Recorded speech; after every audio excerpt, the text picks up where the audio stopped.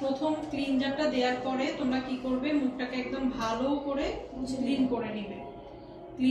Cleanser দিলে হচ্ছে যে ধুলা ময়লা যা আছে সব উঠে যাবে। ওকে, তারপরে সেকেন্ড স্টেপে আমরা কি করব, আমরা হচ্ছে স্ক্রাব দিয়ে ভালো মতো 2 থেকে 3 মিনিট স্ক্রাব করে নিব।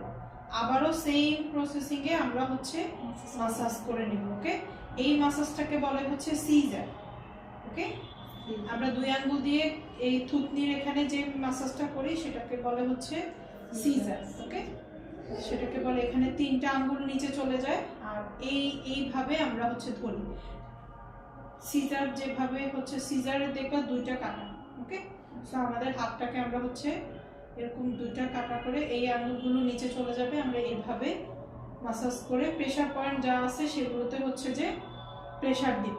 চোখের মধ্যে আমরা বেশি প্রেসার দিব না, এই জন্য চোখে সবসময় মিডল ফিঙ্গার যেটা সেটা ইউজ করব। ঠিক আছে, তাহলে হচ্ছে যে প্রেসারটা আমাদের কম লাগবে। ওকে,